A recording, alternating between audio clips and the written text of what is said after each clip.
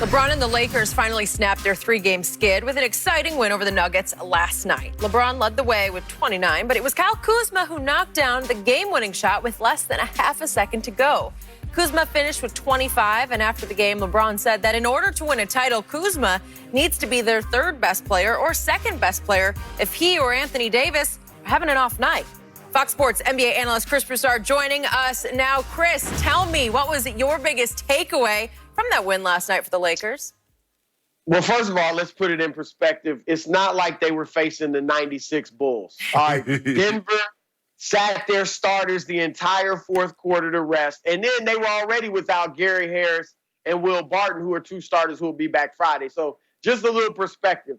That said, the Lakers did some really good things, starting with Anthony Davis. You guys know I've said repeatedly I need to see him closer to the basket. And that's what he did earlier in the game. His first 3 or 4 buckets were at the rim or off post-ups and things like that. And that gets him going. He sees the ball going to the basket. It puts the defense on notice that, hey, we got to watch this guy inside. And it opens things up outside. So I love seeing AD play at the rim like that. Secondly, he went in the fourth quarter, he did some damage, which, again, I've been calling for. He had 7 points in the last 5 minutes. They're going to need him to have that attitude against the really good teams, not just the Denver second and third unit. But again, it's a good sign from him. Then you got Kyle Kuzma. We've said LeBron needs a dog with him, and Kuzma has that dog mentality. There's no doubt about it. We've all kind of talked about how he needs to be that third guy in kind of a big three. If LeBron and AD don't have it going one night, he can step up. We know he can score. The question with Kuzma has always been, what's he going to do defensively? And not just effort, but being locked in, focused, in the right rotations and things like that. And I think he's been good at that in the bubble, and that enables him to stay on the floor late in a game and be an offensive threat. I love, too, you saw that, they kind of chest bumped LeBron and Kuzma after the shot. But LeBron's got his hands up in the air before the ball even goes through the rim. Kuzma will see that, and I think that's great. We know there was questions about these two earlier in the season getting along after Kuzma's trainer kind of spoke up. But Kuzma will see this and know that LeBron believes in him, has confidence in him. So I think that's a good team-building aspect as well. So I think overall it was a good night for the Lakers and something they can build on. No, Chris, it was a good night offensively for the Lakers. There's no way this game is supposed to be this close go in the fourth quarter when the Nuggets set their entire starting lineup. So no Jokic, no Murray, no MJP. Come on, Chris. I mean, they go 8 straight possessions. They shoot 67% with backups against your starters. They shoot, they 3 for 3. They're perfect. They're 100% from the three-point line in the fourth quarter. Yes, it was finally I'm glad to see the Lakers break out of their shooting slump. They shot over 50% from the floor. They shot 50% from the three-point line. Okay, that's good. But you can't give up that kind of points to those guys in that situation. If that's Jokic, if they go the whole way with their starters, okay, I'm like, man, that was a tough one. But you can't play this game that close with backups. I like what I saw with AD. Even though he did not get a whole lot of shot attempts, he was able to get to the foul line 10 times in the second half. That's what you and I talked about, because we thought he had started to settle. He saw the success that he had in the first 3 games, shooting the ball from the outside. He's like, well, hey, I'm Dirk Nowitzki. I'm Kevin Durant. I'm just going to hang around out here. No, put the ball on the floor and get to the hoop. Crash the boards. We saw him crash the boards a lot last night. The put-back dunk right before the end of the half. He was engaged. LeBron started slow, picked it up. Kyle Kuzma made some big shots. But the biggest thing that what I saw was Danny Green. We had a Danny Green sighting. The first time we saw him down in the bubble. Because, Chris, if he's not knocking down threes, he's not the defender that he once was, he becomes a liability. Because now they're just going to clog the paint, not let LeBron drive, and the double team going to come off of his guy to hit double down on AD. Because he's not knocking down shots consistently. But I like what I saw offensively. but I'm concerned defensively. You can't tell me, well, they ain't got nothing to play for. They clinch. At some point in time, you say, you know what? This guy ain't finna just drive by me and go just lay it up. So, Shannon Sharp, does that mean, bottom line, you're now picking the Clippers over the Lakers? You're making the case. Shannon sounds scared. Yeah. You definitely do not sound confident. I don't know. With good reason. Hold on. I said I'm concerned. I like what I saw offensively, but I don't like what I saw defensively when you're going against backups. You give up 30-plus points in the fourth quarter to backups. No, that'll get you beat. I tell you, some of those guys, Keta Bates, Diop, I mean, these guys were coming out of nowhere, and it's like balling. Yes. I was like, wow. PJ Dozier, they were making them look good. You're right about that.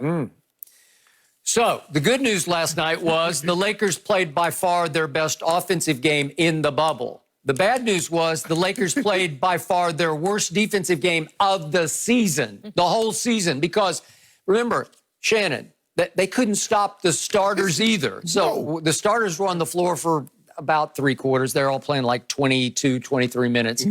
And look what they did combined. The starters last night went 24 of 38. That's 63%. That will get you a big L hung around your neck every time if you're going to play that bad a defense, that nonchalant, that uncommitted of defense. And then the backups come in, and to your point, it's like, who are these people? And the backups are going 3 of 4, 3 of 4, 3 of 4, 3 of 5. And poor Bol took 1 shot in the fourth quarter, and I like his game, but he's 20 years old, and he's out there against LeBron and AD, and he's just a little lost because there's not a lot of meat on those bones yet. If he gets a little meat, he's got some game because he's got guard skills at 7'2". Yeah, he's like you about 7'2", about 185. Is he 185? I'm not sure he's 185.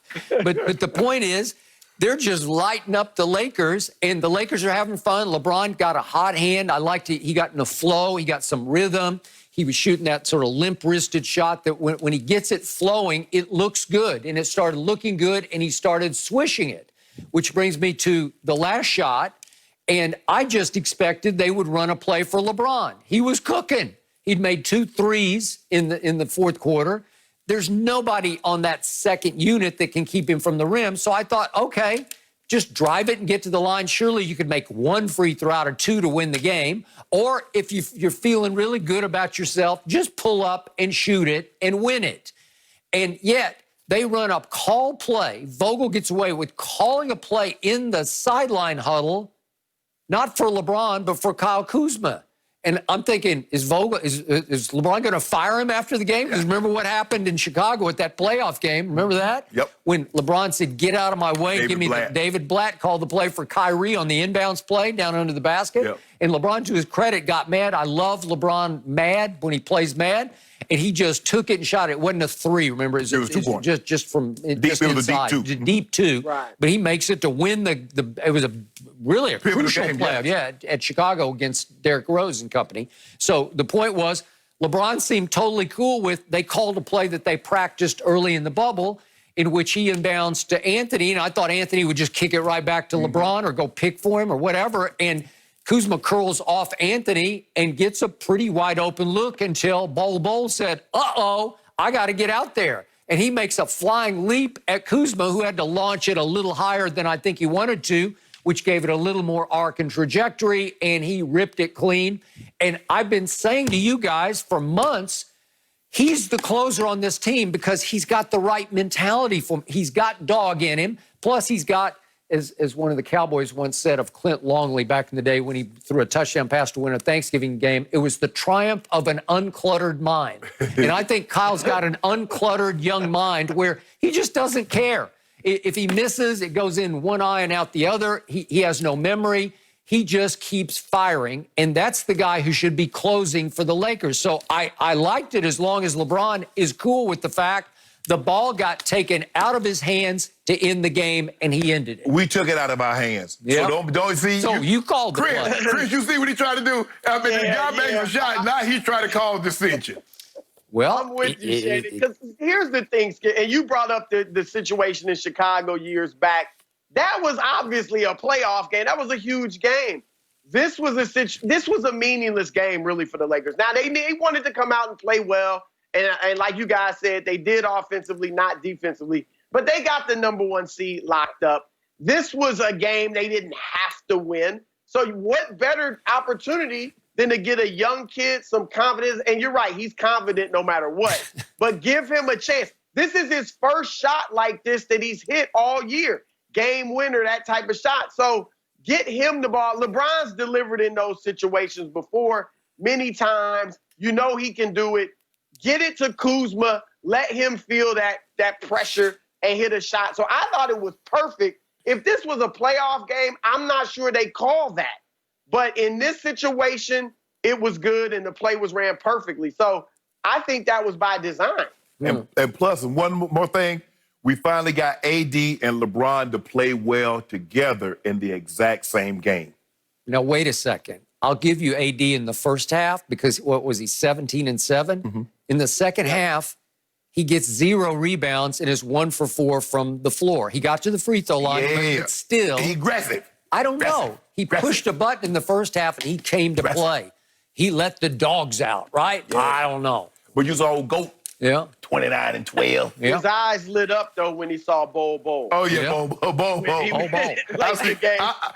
I've seen bigger piano legs, but that's he all leg. But Skip said, well, he need to gain some weight. Skip, do you remember his dad? He's already bigger than his dad ever was. Right.